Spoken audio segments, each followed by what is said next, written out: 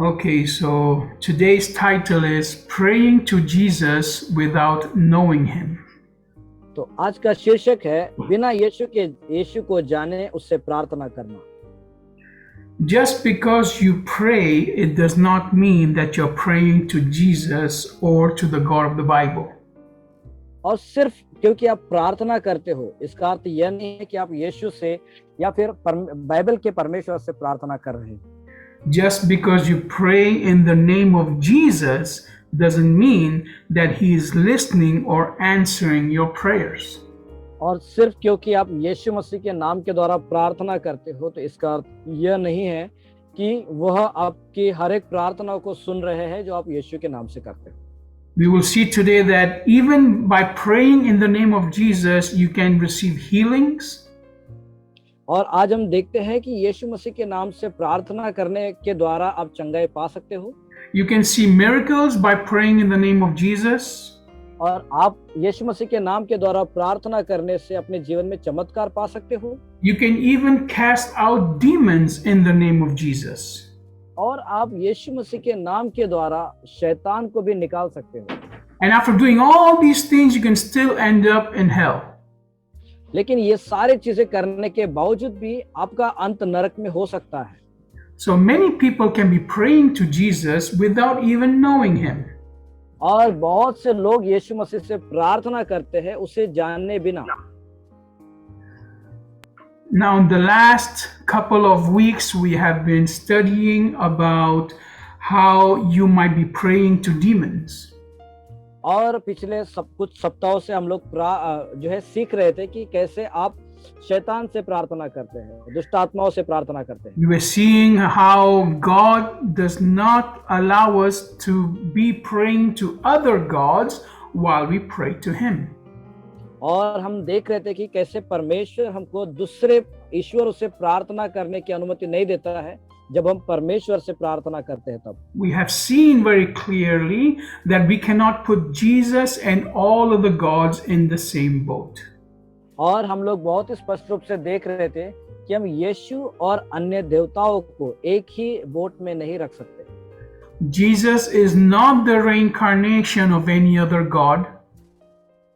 यीशु मसीह दूसरे कोई ईश्वर का रूप नहीं है। The God of the Bible does not allow us to worship any other god. और बाइबल का परमेश्वर हमको दूसरे और किसी ईश्वर की आराधना करने की अनुमति नहीं देता। This is true Christianity. और यही एक सही मसीहत है। We will continue talking about this so that everyone understands that the promises in the Bible are for the followers of the Bible. और हम लोग लगातार इस बारे में सीख रहे हैं ताकि हम लोग समझ पाए कि बाइबल में की हुई प्रतिज्ञाएं ये बाइबल के अनुसरण करने वाले लोगों के लिए है। The promises in the Bible are for the disciples of Jesus Christ. Bible में दी गई जो प्रतिज्ञाएं हैं वे यीशु मसीह के चेलों के लिए है। Just because you go to church, just because you say you are a Christian, doesn't mean you are a disciple of Jesus Christ. और सिर्फ क्योंकि आप कलीसिया में जाते हो या फिर आप कहते हो कि आप मसीह है या क्रिश्चियन है इसका अर्थ यह नहीं है कि परमेश्वर की प्रतिज्ञा आपके जीवन में लागू होती है। Not everyone that calls Jesus Lord is following Jesus Christ. और यीशु मसीह को हर एक व्यक्ति प्रभु प्रभु कहने वाला जरूरी नहीं है कि वो यीशु मसीह के पीछे चलने वाला हो।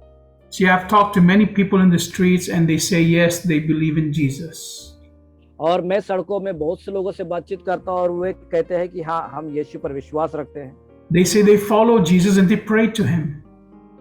और वे यीशु मसीह से प्रार्थना करते हैं उसके पीछे चलते हैं। And they believe that this is their salvation is secure because of this. और वे कहते हैं कि ऐसा करने के वजह से उनका जो उद्धार है वो सुरक्षित रखा है। They think that God is listening to them because they are praying. और वे ऐसा सोचते हैं कि क्योंकि वो प्रार्थना कर रहे हैं इसलिए परमेश्वर उनको सुन रहे हैं। Yes, someone is listening to your prayers, but it is not Jesus. हाँ, कोई तो है जो आपकी प्रार्थना को सुन रहे हैं लेकिन वो यीशु नहीं है। There are conditions that God has put in the Bible for God to hear our prayers. और परमेश्वर ने हमारे प्रार्थना सुनना चाहिए, इसलिए कोई कंडीशंस वहां पर रखे हैं, कुछ शर्तें हैं। Yes, He will not just hear any prayer. और वह हर एक प्रार्थना को नहीं सुनता, कोई भी प्रार्थना को नहीं सुनता। So we want to look today deeply into this issue and make sure that when we are praying to Jesus Christ of the Bible. और इसीलिए अभी हम लोग सुनिश्चित हो जाए कि हम लोग सही से प्रार्थना करें, और हम लोग प्रार्थना करें सिर्फ बाइबल के परमेश्वर से। And that when we are praying, it is the God, the creator of the Bible, that is listening to us. और जब हम लोग प्रार्थना कर रहे हैं तो हम लोग बाइबल के वो परमेश्वर जो सृष्टिकर्ता परमेश्वर है और जो हमारी प्रार्थना को सुनता है। Let's go to Matthew chapter 7 verse 21. और आइए हम लोग देखेंगे मत्ती उसका 7वां अध्याय और वचन 21। And here we have a very surprising verse. और यहाँ पर हमको बहुत ही अचंभित करने वाला एक वचन है that makes us understand that just because we pray to Jesus doesn't mean that He knows us. और यहाँ पर उन लोगों के लिए जो है गलतफहमी भी है, जो समझते हैं कि हम उससे प्रार्थना करते हैं इसलिए वो हमको जानता है। It says, "Not everyone who keeps saying to me, Lord, Lord, will get into the kingdom from heaven, but only the person who keeps doing the will of my Father in heaven." और यह वचन इस प्रकार से कहता है, जो मुझे हे प्रभु कहता है, उनमें से हर एक स्वर्ग के राज्य में प्रवेश न करेगा, परंतु वही जो मेरे स्वर्गीय पिता की इच्छा पर चलता है। Next verse says, "Many will say to me on that day, Lord, Lord, we prophesied in your name, drove out demons in your name, and performed many miracles in your name, didn't we?" उस दिन बहुत से लोग मुझसे कहेंगे, हे प्रभु, क्या हमने तेरे नाम से भविष्यवाणी नहीं की और तेरे नाम से दुष्टात्माओं को नहीं निकाला और तेरे नाम से बहुत से आश्चर्य कर्म नहीं किए? Then here Jesus says, "Then I will tell them plainly, I never knew you. Get away from me, you who practice evil." तब मैं उनसे खुलकर कह दूंगा, मैंने तुमको कभी नहीं जाना, हे कुकर्म करने वालों, मेरे पास से चले जाओ। So here this verse is very shocking because these people say they pray to Jesus. और यहाँ पर ये जो वचन है बहुत ही अचंभित करने वाला वचन है, क्योंकि ये लोग कहते हैं कि वे यीशु से प्रार्थना करते हैं। And these people say that in the name of Jesus they have done miracles. और वे सोचते हैं कि यीशु मसीह के नाम से उन्होंने चमत्कार किए हैं। And then Jesus says, "I never knew you." और फिर यीशु ने कहा कि मैंने तुमको कभी नहीं जाना। Jesus doesn't say, "I knew you in the beginning and then you became someone different." No, he says, "I never knew you." और यीशु मसीह कहता है कि मैंने तुमको शुरुआत में जाना था, फिर तुम कुछ अलग ही रीति से बन गए, इसलिए मैं तुमको नहीं जानता। Very clearly we see then that all the miracles these people did were not through Jesus Christ. और बहुत ही स्पष्ट रूप से दिखाई देते कि हर एक वो चमत्कार जो उन्होंने किए वो यीशु मसीह के द्वारा नहीं थे। All the great things that they think God did for them was not done by the God of the Bible. और हर एक वो बड़े बड़े कार्य आश्चर्य कर्म जो उन्होंने किए वो सोचते हैं कि जो परमेश्वर ने उनके किए हैं वो बाइबल के परमेश्वर के द्वारा नहीं किए गए थे। Because they never knew Jesus, they did not obey Jesus, and that's why all those miracles were not from Jesus. क्योंकि उन्होंने कभी यीशु को जाना नहीं, उसके वचन को जाना नहीं, इसीलिए हर एक चमत्कार जो वो करते हैं वो यीशु के द्वारा नहीं है। Now this could be people that went to church every day. अभी ये वो लोग हैं जो हर दिन कलीसिया में जाते हैं। They could be those that read the Bible every day. ये ऐसे लोग हो सकते हैं जो हर दिन बाइबल पढ़ते होंगे। They even might be those that have many followers following them in the name of Jesus. या फिर वे ऐसे लोग हो सकते हैं जो यीशु मसीह के नाम का अनुसरण करते हैं, यीशु मसीह के नाम के द्वारा। Now, last week we understood that even Satan has the power to do miracles. पिछले सप्ताह हम समझ पाए थे कि शैतान के पास भी सामर्थ्य है चमत्कार करने के लिए। So we have to be very careful that we don't just follow the miracles. तो इसलिए हमको बहुत ही सतर्क होना है कि हम लोग सिर्फ चमत्कारों के पीछे ही ना चले। Now, Jesus will allow miracles to happen in your life in order for you to follow him. और यीशु मसीह जो है आपके जीवन में चमत्कार होने की अनुमति देगा, इसलिए ताकि आप उसके पीछे चल पाओ। But once you follow him, you have to reject all other gods. लेकिन एक बार जब आप यीशु मसीह के पीछे चलना शुरू कर देते हो, आपको अन्य ईश्वरों को त्यागना होगा। Not only reject all of the gods, you have to reject your own mind. और सिर्फ अन्य ईश्वरों को ही त्यागना नहीं है, लेकिन आपको अपने मन को भी त्याग देना है। The key to praying to Jesus and calling him Lord is obedience.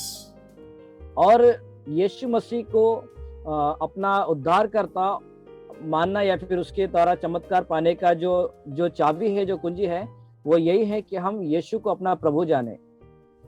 Let's go to Luke chapter 6 verse 46. आइए हम लोग लूका 6वां अध्याय और वचन 46 को देखेंगे। Here Jesus is talking to the people that are following him. और यहाँ पर यीशु मसीह उन लोगों से बात करते हैं जो उसके पीछे चल रहे थे। There must have been lots of people, hundreds of people following him saying Lord, Lord all day. और हो सकता है कि वहां पर बहुत से लोग, सैकड़ों लोग थे जो उसके पीछे हर दिन चलते थे और उसे प्रभु प्रभु कहा करते थे। And this is what Jesus says in verse 46. Why do you keep calling me Lord, Lord, but don't do what I tell you? और यहाँ पर यीशु मसीह उनसे कहता है कि जब तुम मेरा कहना नहीं मानते तो क्यों मुझे हे प्रभु कहते हो। So just because you spend all day saying Lord, Lord, Jesus, Jesus, doesn't mean you are a follower of Jesus Christ. और देखिए, आप संपूर्ण दिन भर हे प्रभु हे यीशु कहने वाले होंगे, लेकिन अगर आप यीशु के वचन का पालन नहीं करते हो तो आप उसके अनुसरण करने वाले व्यक्ति नहीं हैं। Just because you spend all day praying to God doesn't mean you are praying to the God of the Bible. और क्योंकि आप संपूर्ण दिन प्रार्थना में बिताते हो, इसका अर्थ यह नहीं है कि आप सच में बाइबल के परमेश्वर से ही प्रार्थना कर रहे हैं। Only when you have submitted completely to the God of the Bible, rejecting all of the gods, can you pray to the God of the Bible. सिर्फ जब आप अपने मन और अन्य ईश्वरों को त्याग देने के बाद ही जब पूरी रीति से परमेश्वर के वचन को पालन करके प्रार्थना करते हो, इसका अर्थ ही है कि आप बाइबल के परमेश्वर से प्रार्थना कर रहे हैं। If you are following other gods and doing other things that are in disobedience, you are in sin. यदि आप अन्य ईश्वरों का अनुसरण कर रहे हो, उनकी आज्ञा पालन करते हो और आप परमेश्वर की आज्ञा का उल्लंघन करते हो और प्रार्थना करते हो, तो वह एक पाप ही है। You are in sin, and when you are in sin, God does not hear your prayers. तो आप जब पाप में हो तो परमेश्वर आपकी प्रार्थनाओं को नहीं सुनता है। There's only one way to get to the God of the Bible, and that is through Jesus Christ. और बाइबल के परमेश्वर को प्राप्त करने के लिए एक ही मार्ग है और वो मार्ग है यीशु मसीह। There's only one way to know the Creator, and that is through Jesus Christ. और एक ही मार्ग है जिसके द्वारा हम सृष्टिकर्ता को जान पाए, और वो है यीशु मसीह। If you have made another way for yourself, then the Bible even talks about that. तो यदि आपने कोई दूसरा मार्ग बनाया है उसके लिए, आपके लिए, तो बाइबल उसके विषय में भी कुछ बात करती है। John chapter 10 verse 1. Let's go there. यूहन्ना 10वां अध्याय वचन 1, आइए हम उसको भी देखें।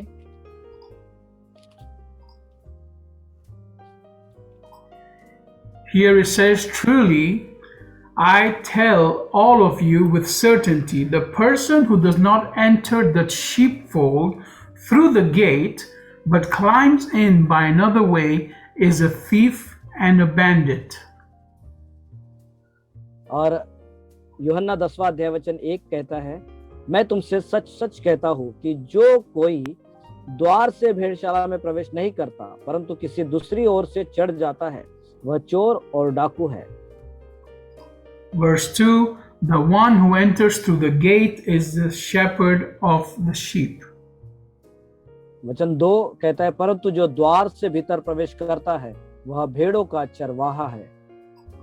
So very clearly here we understand that Jesus Christ is the gate. बहुत स्पष्ट रूप से हम यहाँ पर समझ पाते हैं कि यीशु मसीह द्वार है। Jesus Christ is the true shepherd. यीशु मसीह एक सच्चा चरवाहा है। And you can only become a shepherd of Jesus Christ and feed the sheep of Jesus if you go through him. और आप एक सच्चे चरवाहे बन सकते हैं यीशु मसीह में, यदि आप यीशु मसीह की बातों का अनुसरण करें उसमें तो। Otherwise, it says you are a thief and a bandit. नहीं तो तुम एक चोर और डाकू हो। So this is saying that there are many ways to try to get into heaven. और यह जो बात है उन लोगों के विषय में कहता है जो सोचते हैं कि स्वर्ग में जाने के बहुत सारे तरीके हैं, बहुत से मार्ग हैं। But the time will come when Jesus will say, I never knew you. लेकिन ऐसा समय आएगा जहां पर यीशु मसीह कहेगा कि मैंने तुम्हें कभी नहीं जाना। Because you have gone through other gods and other ways that are not Jesus Christ. क्योंकि आप ऐसे मार्गों की ओर गए, भटक गए जो यीशु मसीह के द्वारा नहीं है। You see, when you come to Jesus through the way the Father has made, then you will not be rejected. देखिए, यदि आप यीशु मसीह के द्वारा आते हो, जो मार्ग है परमेश्वर के द्वारा तैयार किया हुआ, तो आपको कभी भी त्यागा हुआ महसूस नहीं होगा। John chapter 6, यूहन्ना 6 अध्याय verse 37, we read about this. और वचन 37 को हम पढ़ेंगे। It says, everything the Father gives me will come to me, and I will never turn away the one who comes to me. और वचन इस प्रकार से कहता है, जो कुछ पिता मुझे देता है वह सब मेरे पास आएगा, और जो कोई मेरे पास आएगा उसे मैं कभी ना निकालूंगा। So if God is the one that sends you to Jesus Christ, you will not be rejected. तो यदि परमेश्वर है जिसने आपको यीशु मसीह की ओर भेजा है, तो परमेश्वर आपको कभी भी त्यागेगा नहीं। But if you make your own way to Jesus or your own way to heaven, you will be rejected. लेकिन यदि तुम अपना खुद का ही कोई मार्ग बना लो यीशु मसीह के लिए, तो आप त्यागे जाओगे। So you're saying, well, but I pray to God all the time. लेकिन आप कहते होंगे कि हाँ ठीक है, लेकिन मैं तो हमेशा प्रार्थना करते रहता हूँ, I always do good things. मैं हमेशा अच्छे अच्छे काम करता हूँ, And I even get real answers to my prayers. और मेरे प्रार्थनाओं के जवाब भी मुझे मिलते हैं। I pray for healing and I get healed. मैं चंगाई के लिए प्रार्थना करता हूँ और मुझे चंगाई मिलती है। I pray for a job and I get a job. और मैं जॉब के लिए प्रार्थना करता हूँ और प्रभु मुझे जॉब देता है। I even pray for others and they get blessed. मैं दूसरों के लिए भी प्रार्थना करता हूँ और उन्हें भी आशीष मिलती है। This does not mean that you are praying to Jesus. इसका अर्थ ये नहीं है कि आप यीशु को ही प्रार्थना कर रहे हो। The only way to know if you are praying to Jesus is if you are obeying Him as your Lord. लेकिन एक ही तरीका है जिससे आप जान पाओ कि परमेश्वर ही आपका प्रभु है, यदि आप उसकी आज्ञाओं का पालन करोगे तो। Many religions say they can pray and they can cast out demons. बहुत से जो है धर्म के लोग कहते हैं कि वे भी प्रार्थना करके दुष्ट आत्माओं को निकाल सकते हैं। They say they can fight Satan also through prayer and through many other witchcraft as well. और वे भी इस प्रकार से कहते हैं कि वे भी शैतान से लड़ाई करते हैं प्रार्थना और अन्य जादू टोना के कार्यों को करने के द्वारा। They say they carry the light and they can fight the darkness. और वे कहते हैं कि उनके पास भी ज्योति है जो अंधकार के विरोध में लड़ाई करती है। The Bible gives us one clear formula of how to defeat Satan. Bible हमें एक ही बहुत ही स्पष्ट ऐसा गुणधर्म बताती है जिसके द्वारा हम शैतान को हरा सकते हैं। James chapter 4 verse 7. याकूब उसका 4 अध्याय और वचन 7। Here God gives us very clearly how to defeat Satan. यहाँ पर परमेश्वर हमें बहुत ही स्पष्ट रूप से बताते हैं कि कैसे हम शैतान को हरा सकते हैं। James chapter 4 verse 7 says, Therefore submit yourselves to God, resist the devil, and he will run away from you. और यहाँ पर वचन इस प्रकार से कहता है, इसलिए परमेश्वर के अधीन हो जाओ और शैतान का सामना करो, तो वह तुम्हारे पास से भाग निकलेगा। So the first step to defeat Satan is to submit to God. तो पहला जो कदम है शैतान को भगाने का, वह यह है कि आप परमेश्वर के अधीन हो जाए। Now this promise is in the Bible. और यह प्रतिज्ञा बाइबल में भी है। This is spoken by the God of the Bible. और यह वचन बाइबल के परमेश्वर के द्वारा कहा गया है। And the God of the Bible says, submit to him. और बाइबल का परमेश्वर कहता है कि उसके अधीन हो जाओ, परमेश्वर के। And then resist Satan. और शैतान को भगाओ। And then Satan will flee. तो वह भाग जाएगा। So to submit to God, we have to reject all other gods. तो परमेश्वर के अधीन होना, इसका अर्थ यह है कि हमें अन्य ईश्वरों को त्याग देना है। In order to obey God, we have to receive Jesus Christ in our hearts. और परमेश्वर की आज्ञा का पालन करने के लिए जरूरी है कि हम यीशु मसीह को अपने हृदय में बुलाएं। Before we can call Jesus Lord, Lord, we have to obey his commandments. और इससे पहले कि हम यीशु मसीह को प्रभु प्रभु कहकर बुलाएं, हमारे लिए जरूरी है कि हम उसकी आज्ञाओं का पालन करें। And if we are not walking correctly, we are walking in sin. और यदि हम सही चाल नहीं चलते हैं, तो इसका अर्थ यह है कि हम पाप में चल रहे हैं। See, I don't want here anyone to be shocked when they meet Jesus.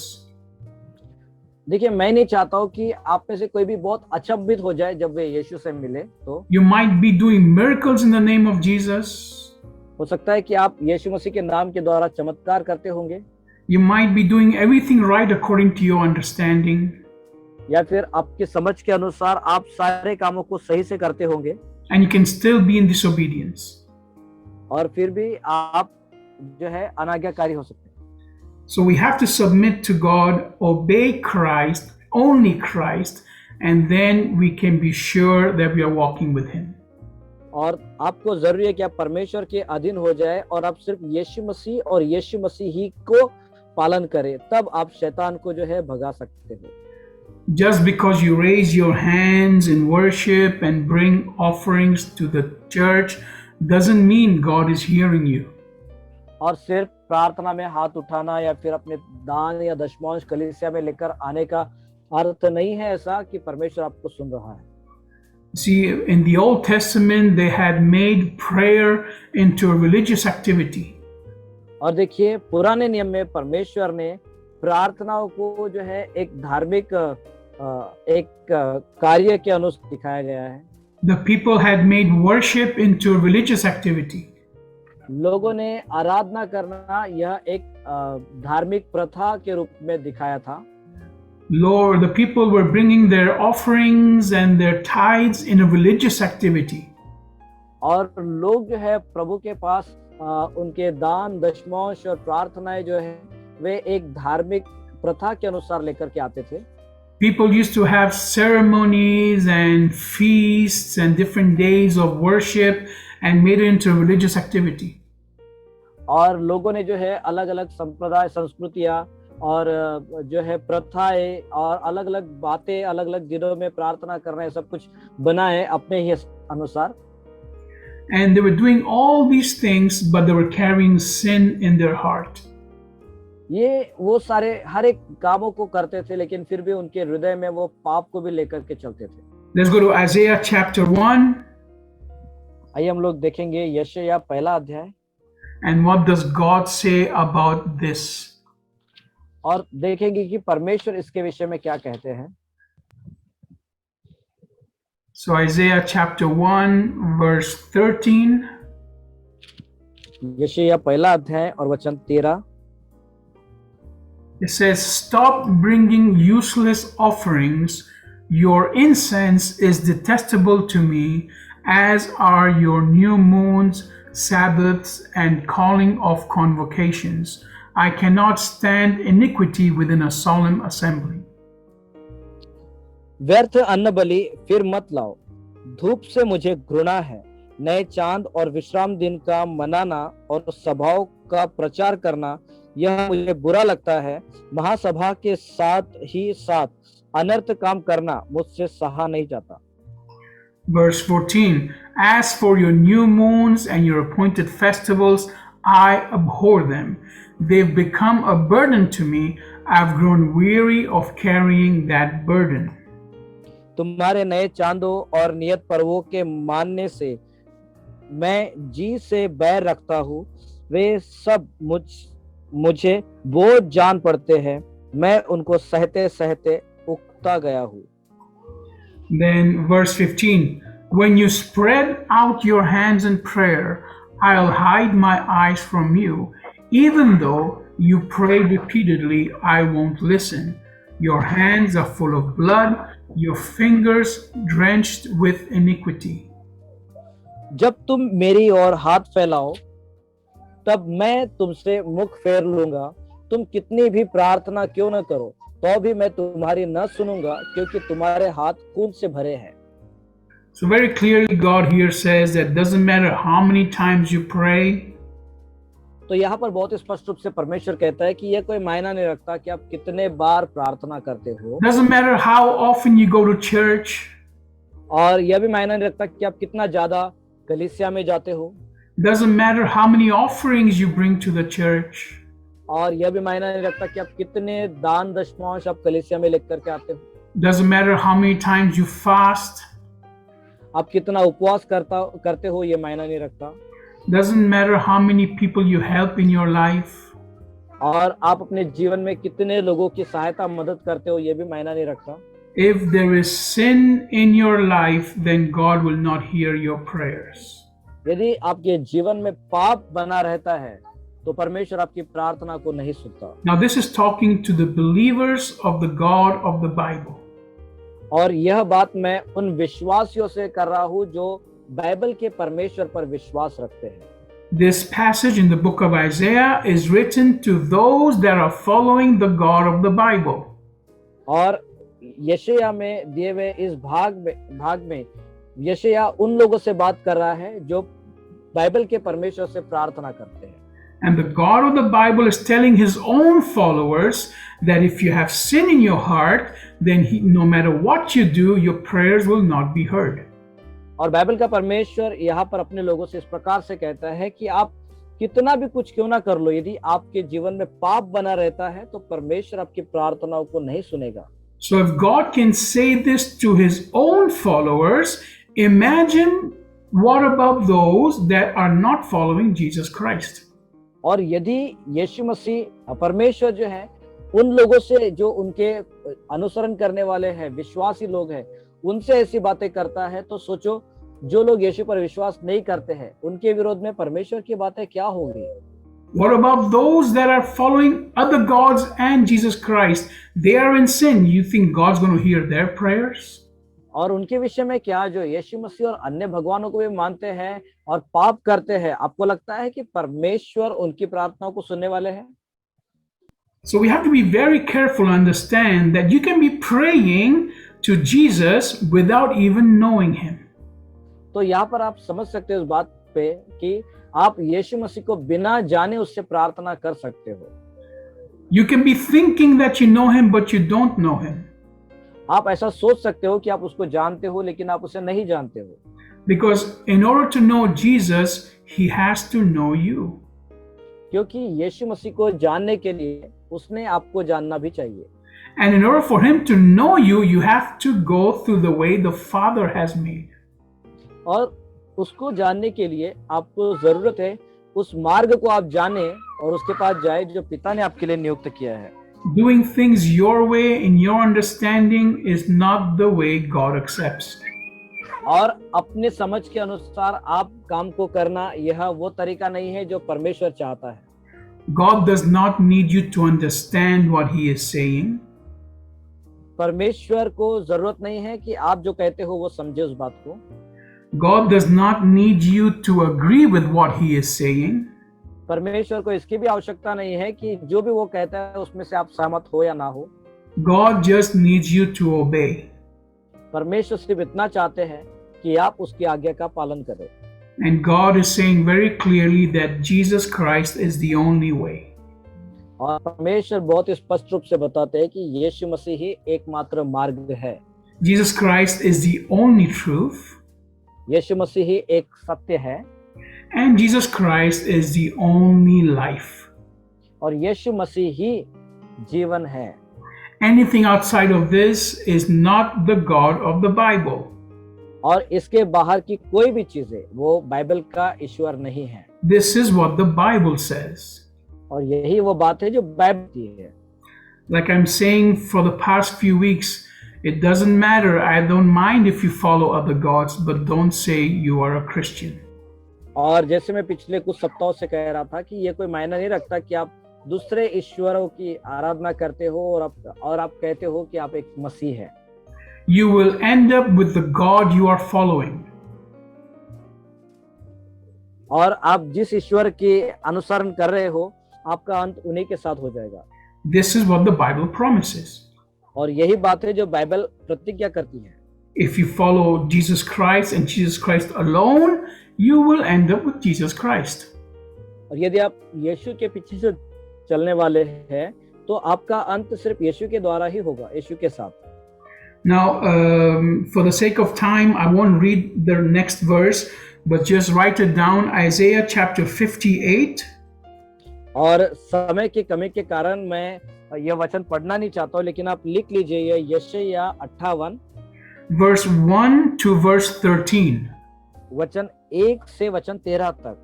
So Isaiah chapter 58 verse 1 to verse 13. और यशायाह उसका 58 अध्याय वचन 1 से 13 तक वचन कहता है। Here it talks about the idea of fasting. ये वचन जो है उपवास के विषय में बात करता है। And it talks about how our minds have to be completely different on the day of the Lord. और ये बताता है कि परमेश्वर के दिन के समय में हमारा मन किस प्रकार से भिन्न होना चाहिए। First of all, in Isaiah it says about fasting that it is not for us to suffer and just humble ourselves. और यह वचन के अनुसार वचन इस प्रकार से कहता है उपवास मतलब यह नहीं है कि हम बहुत दुख उठाए और अपने आप को नम्र कर दे। Fasting is to set the people free. लेकिन उपवास का अर्थ यह है कि लोगों को आजाद करे। The fasting is done for you to feed the hungry and to clothe the ones that need clothing. उपवास का अर्थ यह है कि आप भूखों को खाना खिलाएं और नंगों को कपड़े पहनाएं। Fasting is a spiritual act. उपवास करना यह एक आत्मिक कार्य है। If you are fasting and you're not working in the spiritual and doing the work of God, you are only going hungry. और यदि आप उपवास कर रहे हो लेकिन आप आत्मिकता में नहीं बढ़ते और परमेश्वर के कार्यों को नहीं करते हैं तो इसका अर्थ यह है कि आप सिर्फ एक भूख को सह रहे हो। And then it talks about in verse 13 about how even the Sunday, the special day we keep for the Lord, has to be completely different. और also ये वचन इस प्रकार से भी कहता है कि कैसे हम रविवार जो परमेश्वर का दिन है उसको भिन्न रूप से रख सकते हैं। In Isaiah it calls it the day of the Sabbath, which is the holy day in the Old Testament. और यशायाह बताता है कि रविवार का दिन कैसे मतलब यह शब्द का दिन कैसे परमेश्वर के लिए पवित्र दिन है पुराने नियम में। Back then it was the Sabbath when people would join and do everything for the Lord on that day. Nowadays we do it on Sunday. और उन दिनों में सब्बत को वो लोग जो है शनिवार के दिन में परमेश्वर का पवित्र दिन करके माना करते थे। आज के समय में हम रविवार को वैसा मानते हैं। Doesn't matter which day, as long as it is the Lord's day, you have kept separate for Him. और मायने रखता कि कौन सा दिन है, लेकिन जब तक वो प्रभु का दिन है जिसे आपने भिन्न या फिर अलग करके रखा है। And very clearly in this verse we understand that your thoughts and your words have to be only for the Lord. लेकिन बहुत स्पष्ट रूप से हमें यह समझना है कि आपके विचार और आपके शब्द जो है वे सिर्फ प्रभु के लिए रहे। It is not, you cannot just do whatever you feel like doing on Sunday. Everything has to be done under the guidance of the Lord. और ये कोई मायने रखता कि आप क्या क्या काम आप रविवार के दिन करते हो, लेकिन आपके सारे जो कार्य है वे परमेश्वर के मार्गदर्शन में किए जाने जरूरी है। Most of us spend 2 or 3 hours in church, and then the rest of the day we spend doing things that are not of the Lord. और हम लोग जो है काफी बार इस प्रकार से 2-3 घंटा कलीसिया में बिताते हैं और बाकी के सारे जो काम है जो परमेश्वर की इच्छा के विरोध में है हम लोग करते हैं। Now, I'm not saying don't go out to eat or don't spend time with family, but make sure that everything is done first under the guidance of the Lord. अब मैं ये नहीं कहता है कि आप बाहर मत जाओ, परिवार के साथ समय मत बिताओ, लेकिन मेरा कहना यह है कि जो भी आप करो उसमें परमेश्वर का मार्गदर्शन होना बहुत जरूरी है। So these are simple things that make us understand how easily we can be in disobedience. तो यह कुछ ऐसी साधारण सी बातें हैं जो हमको समझाती है कि हम किस प्रकार से अनाज्ञाकारिता में बहुत ही आसानी से जा सकते हैं। And if you're in disobedience, you're in sin.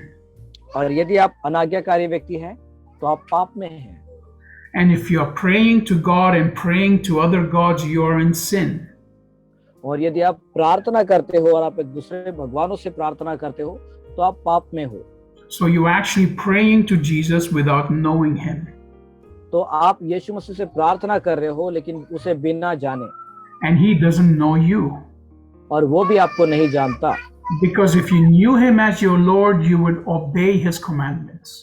क्योंकि यदि आप उसको अपना प्रभु कहकर जानते थे तो आप उसकी आज्ञाओं का पालन करते थे। So I pray that today you have been set free once more to follow him correctly. और मैं विश्वास करता हूँ कि परमेश्वर आज भी आपको आजाद करे ताकि आप उसको सही रीति से उसके पीछे चल पाओ। And you have to understand that just because you are praying doesn't mean you are praying to Jesus. और आपको एक बात समझनी है कि क्योंकि आप परमेश्वर से यीशु मसीह से प्रार्थना कर रहे हो, इसका अर्थ यही है कि आपकी प्रार्थना यीशु मसीह सुन रहा है या फिर वो। And just because you are praying in the name of Jesus does not mean it is Jesus who is answering.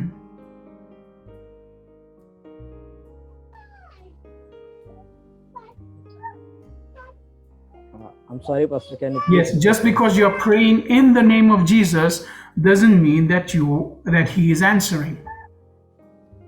और ऐसा भी अर्थ नहीं है क्योंकि आप यीशु मसीह के नाम से ही प्रार्थना कर रहे हो इसलिए वो आपकी प्रार्थना सुन रहा है करके।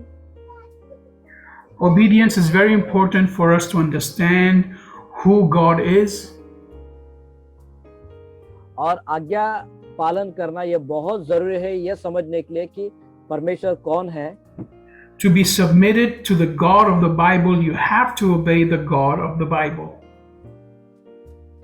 और परमेश्वर बाइबल के परमेश्वर को के अधीन होने के लिए आपको जरूरी है कि बाइबल का परमेश्वर कौन है, कैसा है, यह पहले आप जाने। I pray that all of you today will submit to the God of the Bible. और मैं विश्वास करता हूँ कि आप हर एक जन अपने आप को बाइबल के परमेश्वर के अधीन करेंगे। If you do not know Jesus, I encourage you today to invite him into your heart. और यदि आप यीशु मसीह को नहीं जानते हो तो मैं आपको उत्साहित करता हूँ कि आप उसे आज अपने हृदय में बुलाएं। If you need help on how to receive Jesus, do contact us and we will pray with you. और यदि आप उसके लिए कोई सहायता चाहते हो कि कैसे यीशु मसीह को अपने पास बुलाए तो कृपया आप हमें कांटेक्ट कीजिए और हम आपको मदद करेंगे आपकी आत्मिक उन्नति के लिए। God bless you and have a wonderful week ahead. परमेश्वर आपको आशीष करे और आपका एक अद्भुत सप्ताह हो। And we expect to see you next week. और हम अपेक्षा करते हैं कि अगले सप्ताह भी हम आपको देख पाएंगे।